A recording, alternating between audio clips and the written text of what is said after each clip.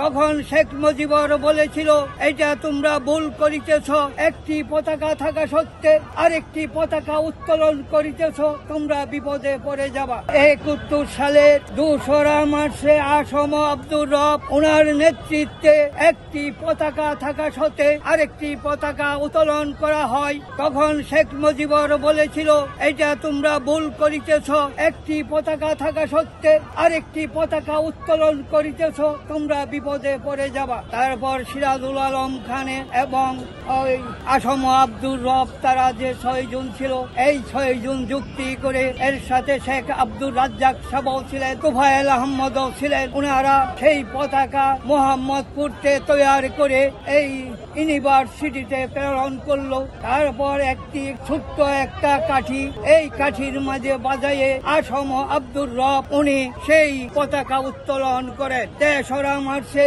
শাহজাহান সিরাজের মাধ্যমে বাংলাদেশের ইস্তেহার ঘোষণা করা হয়। 7ই মার্চে শেখ মুজিবর মহা ঐতিহাসিক ভাষণ দান করেন। এই ভাষণের মধ্যে অনেকগুলি কাটছিট করেছে, অনেকগুলি বাদ দিয়ে অনেকগুলি যোগ করেছে।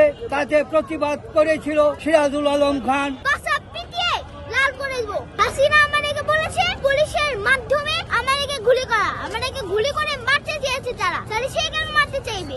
তারপর আমরা যখন উঠে দাঁড়িয়েছি তখন তো সে লেজ গুটিয়ে পালিয়েছে। তখন যখন আবার লেজ গুটিয়ে পালিয়ে এসেছে তখন তো ঠিকই কে আবার রেকর্ড ফাঁস করা শুরু করে দিয়েছে। আরেকটা করা শুরু করে দিয়েছে, আমি চট করে বাংলাদেশে ঢুকে যাবো, আমি চট করে বাংলাদেশে ঢুকে যাবো। সেখানে আরো বাংলাদেশে ঢুকে যাওয়ার প্ল্যানিং করে।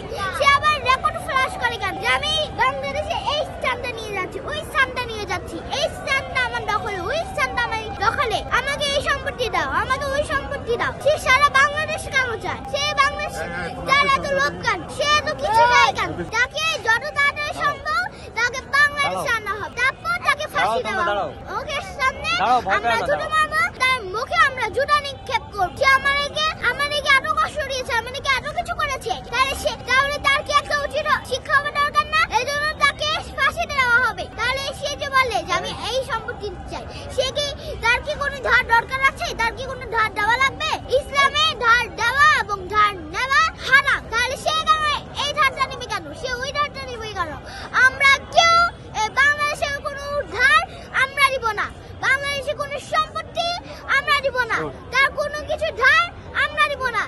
যার যেহেতু এত হিংসা, তাহলে সে বাংলাদেশে পাশা পিটিয়ে লাল করে দিব। তাহলে সে যে বলে তাহলে সব কিছু ফুসফুস করে উড়িয়ে যাবে। সে এত হিংসা কেন করে?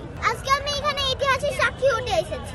এই আশ্বাসটুকু তাদেরকে আমি কিভাবে কি দেব, সেই জন্য আমি এখানে আসছি, যে তাদের কেউ কি আশ্বাস দিতে পারবে যে না তোমার জমি তুমি ফিরে পাবা? সেই আশ্বাসটুকু যদি কেউ দেয়, আমি সেই আশ্বাসের জন্য আসি। আমার জমি গিয়ে সেখানে দখল করে কাউর দিতে হবে না, যে না তোমার অধিকার তুমি পাবা, তোমার অধিকার, তুমি অসহায় দুস্থ মানুষ, তুমি নিপীড়িত মানুষ, তুমি মাজলুম, এই হিসেবে তুমি তোমার অধিকারটুকু পাবা। সেই নিশ্চয়তাটুকু আমি এখানে নিতে আসছি। কেউ কি আমার দেওয়ার মতো কেউ আছে এখানে নিশ্চয়তা যে আমার অসহায় কৃষকগুলো এই জমি তাদের ন্যায্য অধিকারটুকু তারা ফিরে পাবে? জীবননগর এবং মহেশপুর, জীবননগর চুয়াডাঙ্গা জেলার ভিতরে আর মহেশপুর হচ্ছে ঝিনাইদহ জেলার ভিতরে। আমি 2টা থানাতেই আমি আন্দোলন এবং সংগ্রামে প্রথম কাতারে ছিলাম।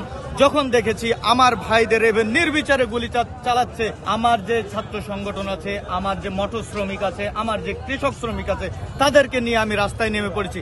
তাদেরকে এখন আমার জবাব দেওয়ার মতো মুখ নেই। তারা যখন মাঠে নেমে আসছিল, এখানে কেউ বলেনি যে আচ্ছা এসো, তোমরা এসো, তোমাদের আইডি কার্ড নিয়ে এসো, তোমাদের অমুক পরিচয়পত্র নিয়ে এসো তারপরে তোমাদের আন্দোলনে নামতে হবে।